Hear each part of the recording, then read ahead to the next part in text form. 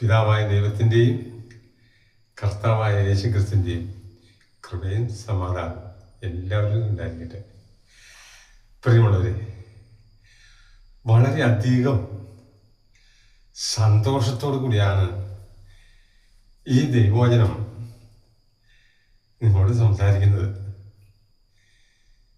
ദൈവവചനം നമ്മുടെ ഹൃദയത്തിൽ ഉൾക്കൊള്ളാൻ കഴിഞ്ഞാൽ ഇതിലും വലിയൊരു ഭാഗ്യം നമുക്ക് കിട്ടാനില്ല. ഞാൻ ഈ ലോകത്തിൽ ജനിച്ച നാൾ മുതൽ ഇതുവരെയുള്ള കാലഘട്ടത്തിൽ ഏറ്റവും കൂടുതൽ വായിക്കുന്നത് ബൈബിൾ തന്നെയാണ്. ഇന്നും ഞാൻ സന്തോഷത്തോടെ വായിക്കാൻ ഇഷ്ടപ്പെടുന്നത് ബൈബിളാണ്. ഈ ലോകത്തിൻ്റെ വിദ്യാഭ്യാസം എനിക്ക് അധികമൊന്നുമില്ല. പക്ഷേ ദൈവത്തെക്കുറിച്ചുള്ള ജ്ഞാനം ദൈവം എനിക്ക് ധാരാളമായിട്ട് തന്നു. അതിലെനിക്ക് വലിയ സന്തോഷമുണ്ട്. ഈ ദൈവവചനം നമ്മൾ കൂടുതലായി അറിയാൻ ആഗ്രഹിക്കുന്നത് കൊണ്ട് നമുക്കുണ്ടാകുന്ന പ്രയോജനം എന്താണെന്ന് ചോദിച്ചാൽ, നമ്മളെ ദൈവത്തിൻ്റെ പുത്രന്മാരാകാനായിട്ട് വിളിക്കപ്പെട്ടവരാണ്. യേശു കർത്താവിനോട് സദൃശരായി പിതാവായ ദൈവത്തിൻ്റെ പ്രിയപുത്രന്മാരായി നിത്യതയോളം ദൈവരാജ്യത്തെ ജീവിക്കാൻ വേണ്ടിയാണ് ദൈവം നമ്മെ സൃഷ്ടിച്ചിരിക്കുന്നത്. ഇതൊക്കെ ബൈബിളിൽ എഴുതിയിരിക്കുന്ന കാര്യങ്ങളാണ്. ഏതാനും ചില കാര്യങ്ങൾ നിങ്ങളെ ഓർമ്മപ്പെടുത്താൻ ആഗ്രഹിക്കുകയാണ്. പ്രിയമുള്ളവരെ, ഞാൻ എത്ര കാലം ബൈബിൾ പറഞ്ഞാലും ബൈബിളിൽ ഇല്ലാത്ത ഒരു കാര്യവും ആരോടും സംസാരിക്കുകയില്ല എന്ന് ഞാൻ ഒരിക്കൽ കൂടെ ഉറപ്പ് തരികയാണ്. അതുകൊണ്ട് എന്നിലൂടെ സംസാരിക്കുന്ന വാക്കുകൾ എല്ലാവർക്കും മനസ്സിലാകുന്ന വിധത്തിലാണ് പറയുന്നത്. അതുകൊണ്ട് എല്ലാവരും ഇത് കേൾക്കാൻ തയ്യാറാകണം എന്ന് ഞാൻ സ്നേഹപൂർവ്വം ഓർപ്പിക്കുകയാണ്. ഇന്ന് ഒരുപാട് ആളുകൾ രോഗവും ദീനവും ഒക്കെ ആയിട്ട് കിടന്ന് കഷ്ടപ്പെടുന്നുണ്ട്. ഇതൊക്കെ ഒഴിവാക്കാനുള്ള ഏക മാർഗം നമ്മൾ ദൈവവചനം അനുസരിക്കുക എന്നുള്ളതാണ്. യേശു ശിഷ്യന്മാരെ സുവിശേഷം പ്രസംഗിക്കാനായിട്ട് അയക്കുമ്പോൾ അവരോട് പറഞ്ഞയച്ചത് എന്താണെന്നറിയാമോ? നിങ്ങൾ പോകുവിൻ, ഭൂതങ്ങളെ പുറത്താക്കുവിൻ എന്ന് പറഞ്ഞാൽ മനുഷ്യനെ ഏറ്റവും കൂടുതൽ ഇട്ട് വലയ്ക്കുന്നത് ഭൂതങ്ങളാണ്, അഥവാ പിശാചുക്കളാണ്. ഭൂതങ്ങളെ പുറത്താക്കുവിൻ, സകല ദീനവും വ്യാധിയും സുഖമാക്കുവിൻ, സകല രോഗികളെ സൗഖ്യമാക്കുക, ദൈവരാജ്യം പ്രസംഗിക്കുക, അതിൻ്റെ കൂടെ മരിച്ചവരെ ഉയർപ്പിക്കുക എന്നും പറഞ്ഞിട്ടുണ്ട്. അപ്പം ഫസ്റ്റിൽ പറഞ്ഞിരിക്കുന്നത് ഭൂതങ്ങളെ പുറത്താക്കണം, രോഗവും ദീനവും ഒക്കെ ഒഴിപ്പിക്കണം. യേശു കർത്താവിൻ്റെ പരസ്യ ജീവിതകാലം മുഴുവൻ നമ്മൾ പരിശോധിച്ച് നോക്കുമ്പോൾ അത് വായിക്കുമ്പോൾ ശ്രദ്ധിക്കുക, യേശു എവിടെയെല്ലാം പോയി പ്രസംഗിച്ചാലും അവിടെ എല്ലാ ആളുകൾ പതിനായിരങ്ങൾ കൂട്ടം കൂടുമായിരുന്നു. യേശുവിൻ്റെ അടുക്ക് വരുന്ന എല്ലാവരും സൗഖ്യം പ്രാപിക്കുമായിരുന്നു. അപ്പം ഈ സൗഖ്യം കണ്ടുകൊണ്ടാണ് ഓരോ ദിവസവും ആളുകൾ ഇതുപോലെ യേശുവിൻ്റെ അടുത്ത് ഓടിക്കുടിക്കൊണ്ടിരുന്നത്. അപ്പോൾ യേശുവിൻ്റെ അടുക്ക് വന്നു കഴിഞ്ഞാൽ നമുക്ക് ഒന്നാമത് കിട്ടുന്ന ഒരു കാര്യം സൗഖ്യമാണ്. പൂർണ്ണ ആരോഗ്യത്തോടെ നമുക്ക് നടക്കാനായിട്ട് കഴിയും. പിന്നെ ഈ ലോകത്തിൻ്റെ സന്തോഷങ്ങൾ നമ്മൾ വെടിഞ്ഞ് ദൈവത്തിൽ സന്തോഷിക്കാനായിട്ടാണ് ദൈവം നമ്മെ പഠിപ്പിക്കുന്നത്.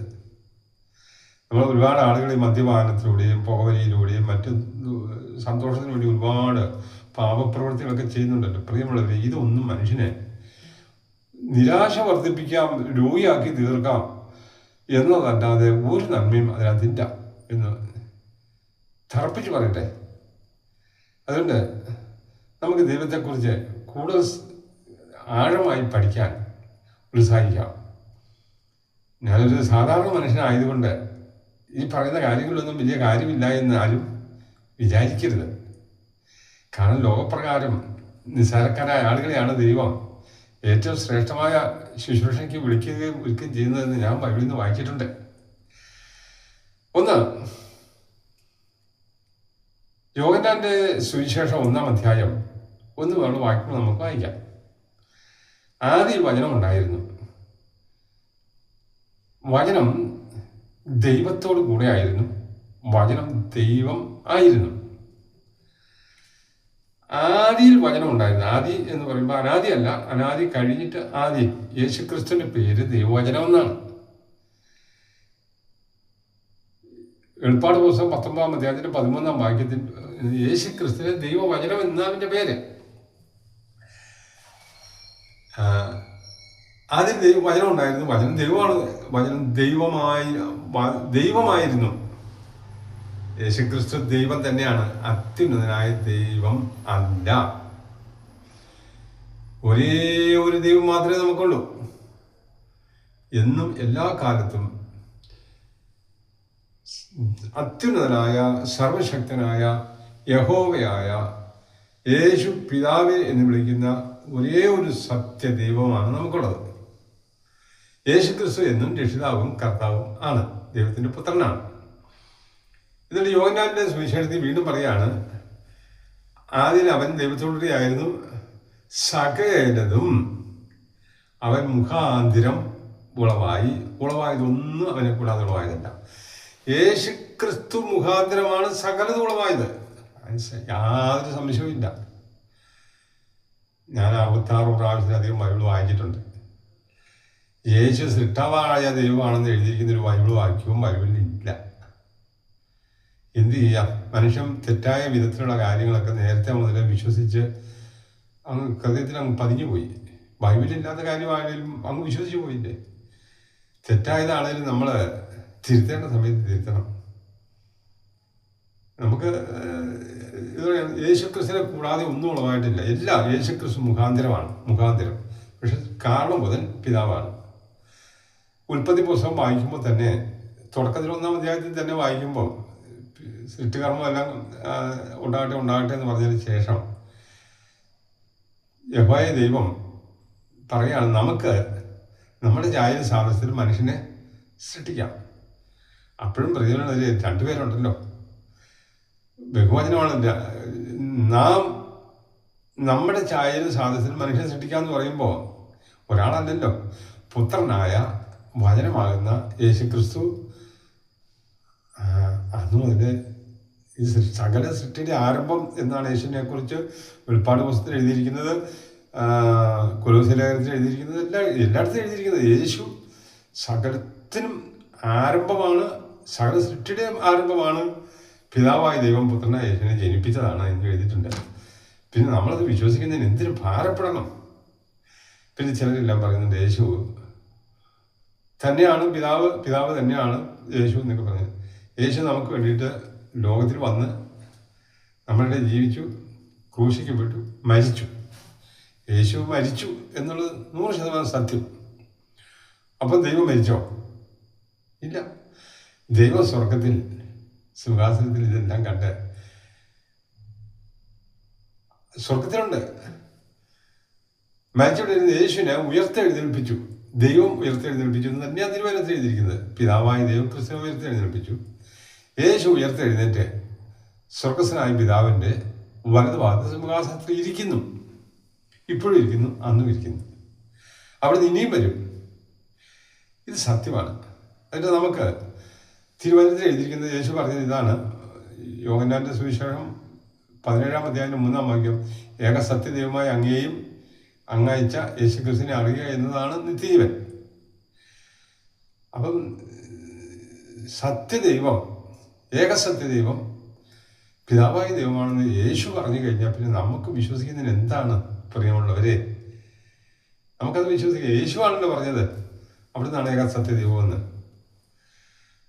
അപ്പോൾ മാത്രമല്ല, യേശു സത്യദൈവമാണെന്നുള്ളതിന് വേറെയും തെളിവുണ്ട്. അത് യഹോവയായ ദൈവം മാത്രമാണ് ദൈവമെന്ന്, ഏകസത്യദൈവമെന്നും യേശു ദൈവമല്ലാന്ന് മാത്രം ഒരിക്കലും പറഞ്ഞിട്ടില്ല കേട്ടോ. അപ്പോസ്തല പ്രവൃത്തി ഒരു കാര്യം മാത്രം പറഞ്ഞ് നിർത്തുകയാണ്. കാരണം ഒത്തിരി സമയം സംസാരിച്ചു കഴിഞ്ഞാൽ ആളുകൾക്കൊരു താല്പര്യക്കുറവ് തോന്നില്ല എന്ന് പറഞ്ഞതാണ്. അപ്പോൾ യോഹന്നാനും പത്രോസും കൂടെ യെരൂശലേം ദേവാലയത്തിൽ 9 മണിക്ക് ഉള്ള പ്രാർത്ഥന സമയത്ത് പ്രാർത്ഥനയ്ക്കായിട്ട് കടന്നു പോകുമ്പോൾ സുന്ദരം എന്ന ദേവാലയ ഗോപുരത്തിൻ്റെ വാതിക്കൽ ജന്മനാ മുടന്തനായ ഒരാളെ അനേകം ചേർന്ന് കൊണ്ടുവന്നിരുത്തി പതിവാണ്. ഇവർ കടന്നു പോയപ്പോൾ ഈ മുടന്തനായ മനുഷ്യൻ ഇവരെ നോക്കി. വല്ലതും കിട്ടുമെന്ന് വിചാരിച്ചാണ് നോക്കിയത്. പത്രോസും യോഹന്നാനും ഇവരെ നോക്കി. പത്രോസ് അവരോട് പറഞ്ഞു, വെള്ളിയും പൊന്നും എനിക്കില്ല, എനിക്കുള്ളത് ഞാൻ നിനക്ക് തരുന്നു. നസ്രായനായ യേശുവിൻ്റെ നാമത്തിൽ നീ എഴുന്നേറ്റ് നടക്കുക എന്ന് പറഞ്ഞു. ഇവൻ ക്ഷണത്തിൽ കുതിച്ച് എഴുന്നേറ്റ് ദൈവത്തെ മഹത്വപ്പെടുത്തിക്കൊണ്ട് ഇവരെ അനുഗമിച്ചു. ഇവരെല്ലാം പ്രസംഗിക്കുന്നിടത്തും, യേശു പ്രസംഗിക്കുന്നിടത്തും, അപ്പോസ്തലന്മാർ പ്രസംഗിക്കുന്നിടത്തും പിതാവായ ദൈവത്തെയും ദൈവരാജ്യത്തെയുമാണ് പ്രസംഗിച്ചത് മുഴുവനും.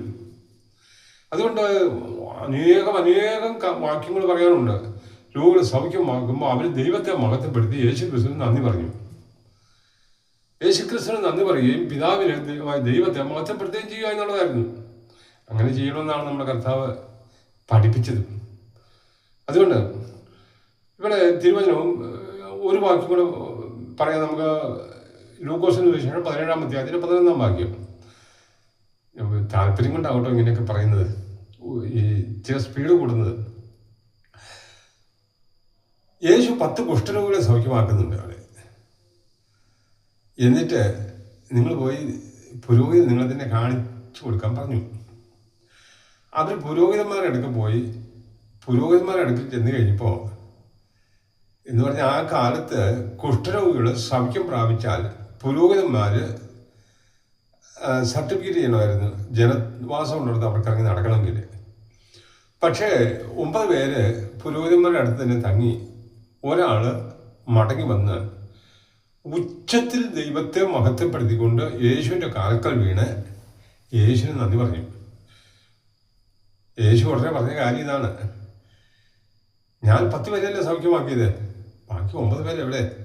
ഈ വിജാതീയനായ ശമരിയക്കാരൻ്റെ ഈ ഒരുത്തിന് മാത്രമേ ദൈവത്തിന് മഹത്വം കൊടുക്കാൻ തോന്നിയുള്ളൂ എന്നാണ് ചോദിച്ചത്. എന്ന് പറഞ്ഞാൽ യേശുവിന് മഹത്വം കൊടുത്തെന്നല്ല, യേശുവിന് നന്ദി പറഞ്ഞു, പിതാവായ ദൈവത്തിന് മഹത്വം കൊടുത്തു. അപ്പോൾ ഇവിടെയെല്ലാം ഇവരെല്ലാം സൗഖ്യം പ്രാപിച്ചവരെല്ലാം ദൈവത്തിന് മഹത്വം കൊടുത്തു എന്ന് പറയുന്നുണ്ട്. പിതാവായ ദൈവത്തെക്കുറിച്ച് പ്രസംഗിക്കാനാണ് യേശു വന്നത്. യേശുവാണ് പിതാവായ ദൈവം എന്ന് മനുഷ്യനും പറയുന്നു. എന്ത് ചെയ്യും? യേശു പറഞ്ഞു, പിതാവ് അയച്ചിട്ട് വന്നതാണ്, പിതാവ് എന്നെ ഏൽപ്പിച്ച് ജോലി ചെയ്യാമെന്നതാണ്. പിതാവ് പറയുന്നതല്ലാതെ എനിക്ക് സ്വതന്ത്രമായി ഒന്നും പറയാൻ പറ്റുന്നില്ല. ഇതൊക്കെ നമ്മുടെ കർത്താവ് യേശുക്രിസ്തു പറയുന്നുണ്ട്. അപ്പോൾ യേശുക്രിസ്തുവിനെ കുറിച്ചും പിതാവായ ദൈവത്തെക്കുറിച്ചും ഈ പരിശുദ്ധാത്മാവിനെ കുറിച്ചും ഒക്കെ നാളെ വിശദമായിട്ട് പ്രിയമുള്ളവരെ ഞാൻ ഒത്തിരി ബൈബിൾ വായിച്ചിട്ടുണ്ട്. ഭാഗ്യവശാൽ ഒരുപാട് പ്രാവശ്യം, 66 പ്രാവശ്യത്തിലധികം വായിച്ചിട്ടുണ്ട്. ഇപ്പോഴും ഞാൻ താല്പര്യത്തോടെ വായിക്കുന്നത് ബൈബിൾ തന്നെയാണ്. അതുകൊണ്ട് ബൈബിളിൽ എഴുതിയിരിക്കുന്നതല്ലാത്ത ഒരു കാര്യവും ഒരു വാക്ക് പോലും നിങ്ങളോട് സംസാരിക്കില്ല. മതം പറയാല, ജാതിയും പറയാല, ഒരു സംഘടനയെക്കുറിച്ചും പറയാല, ഒരു മനുഷ്യനെയും കുറ്റപ്പെടുത്തി സംസാരിക്കാന ഇല്ല. അല്ല, ദൈവത്തിൽ എഴുതിയിരിക്കുന്നത് പോലെ വിശ്വസിച്ച് ദൈവത്തിന് മഹത്വം കൊടുത്തുകൊണ്ട് യേശുവിനെ അനുസരിച്ച് അനുഗമിച്ച് ദൈവപുത്രന്മാരായിത്തീരാൻ നമുക്കും ഭാഗ്യമുള്ളതായിട്ട് ഈ വചനങ്ങളെ ദൈവം നമ്മെ അനുഗ്രഹിക്കട്ടെ. നാളെ വീണ്ടും നിങ്ങൾ തക്ക സമയത്ത് വചനം കേൾക്കാൻ താല്പര്യം കാണിക്കണം എന്ന് സ്നേഹപൂർവ്വം ഓർപ്പിക്കുകയാണ്. ദൈവം നമ്മെ അനുഗ്രഹിക്കട്ടെ.